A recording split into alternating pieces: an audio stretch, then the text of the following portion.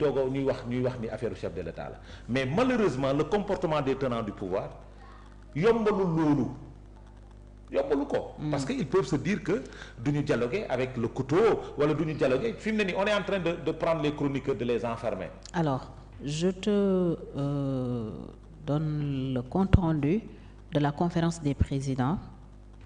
Il y a une lettre du ministère de la Justice pour la levée de l'immunité parlementaire des députés Salimata Diop et Moustapha Diop préalablement à leur mise en accusation. La mise en place de la commission ad hoc est prévue le vendredi 25 avril prochain à 10h, la plénière de ratification le lundi 28 à 10h et la plénière de levée le vendredi 2 mai 2025 à 10h. am na aussi benn lettre au ministère de la Justice pour la mise en accusation devant la Haute Cour de justice pour 5 anciens ministres. Il s'agit de Moustapha Diop, Mansour Faye, Aïssatou Soufi Gladima, Ismaïla Madior Fall, Salimata Diop. Commission des lois dina daje vendredi 2 mai à 15h.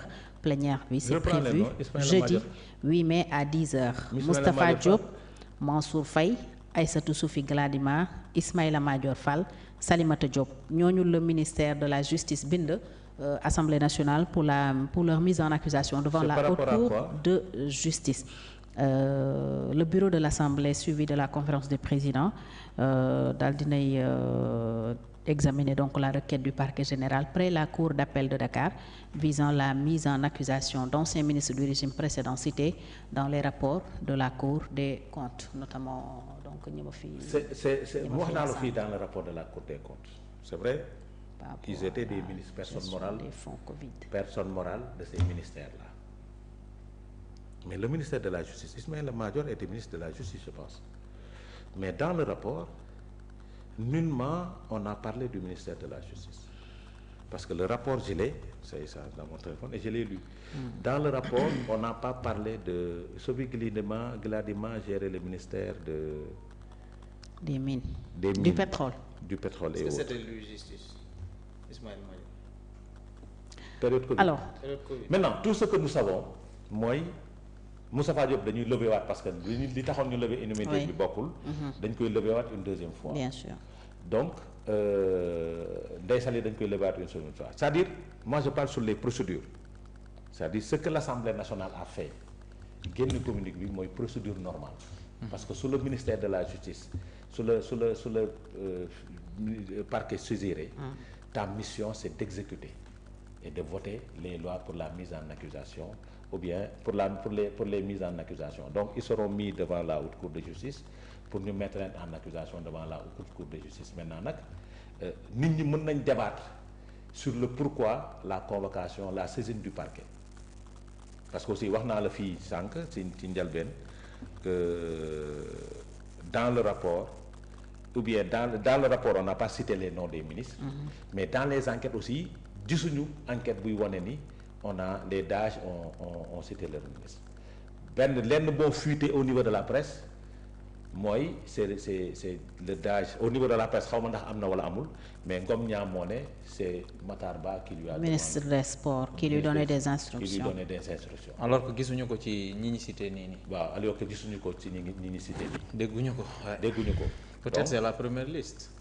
waaw oui, il y en a une. Il y a une liste autre, de 7 personnes. Waaw, mais li mu fi cité est-ce que. mais nee na ñu y aura d'autres keroog le procureur nee na. certainement dina am maintenant nag une deuxième vague. ñu wax askanu Sénégal nii ils sont pas coupables. Ils sont mis en accusation. Il y a ce qu'on appelle la présomption d'innocence. Et loolu suñu demee ca fa mbaxane doonee benn fa lañ koy leerale mais la responsabilité de ces ministres aussi amu ci parce que ils n'étaient pas ordonnateurs de dépenses. Maintenant Fatou man may sa kilifa. ne la jëlal sa loxo bii nga def ko ci doom ci safara bi est-ce que di nga ko ci def. déedéet. Verbalement parce que aussi dafa yomb trop sama ministre moo ma doon sant ana document bu lay permettre bu la ministre bi jox pour nga mën a exécuter li mu la sant dafay yomb trop quoi que ñu teg ko ci sama ministre moo ma doon sant sama ministre moo ma doon sant. J'ai entendu le chauffeur dire que dañ ma doon sant ma dem def retrait bi. Est-ce que tu comprends? Maintenant c'est à la justice d'élucider tout ça di wax nag ne képp ku ci tax rek laa wax que mu leer que nga bokk APR que nga ñàkk bokk APR ci yam képp ku ci takk na yoon def liggéeyam.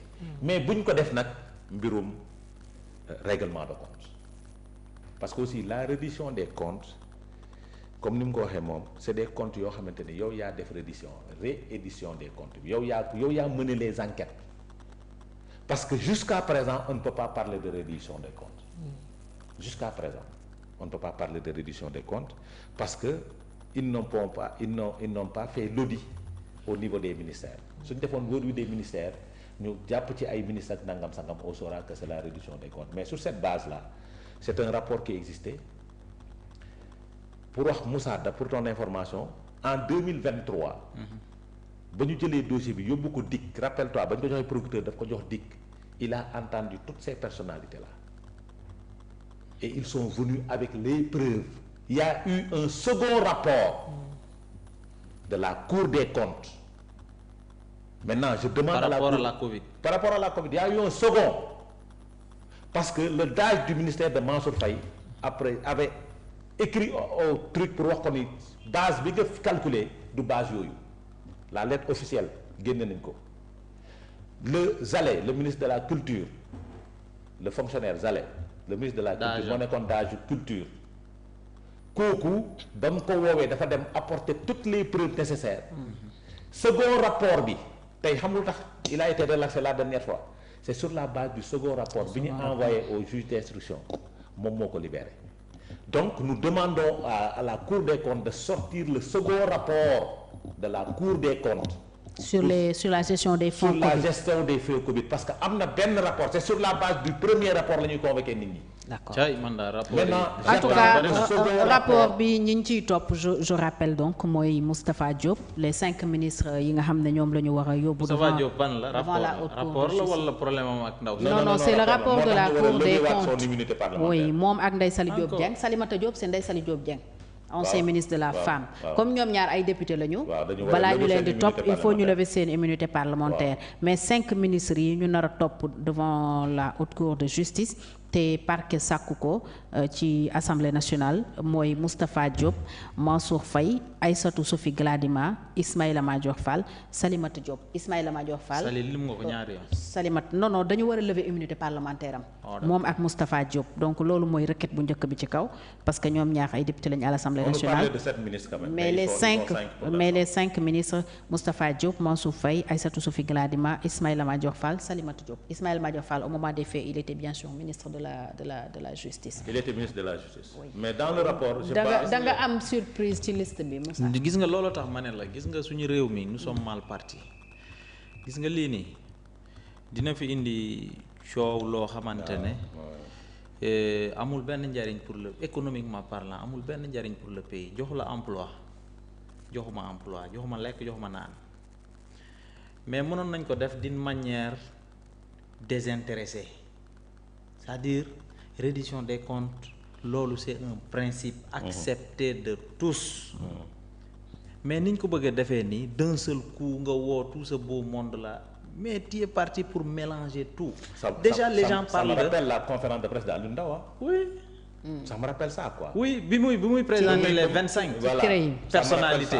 Et li apparemment ce n'est que la première vague. ñi naan woy Karim Wade ak Sindiély Wade ñoo bokk ndey ak baay donc loolu di rafetul ñi naan woy Omar Sarr moo nekkoon borom këru Mimi Touré nekk ministre de la justice donc rafetul ñu woo kële donc voilà c'est des sentiments mais dafa am loo xamante ne aada ak cosaan la ak rafetal parce que nag moo ñu téye boobu ak léegi.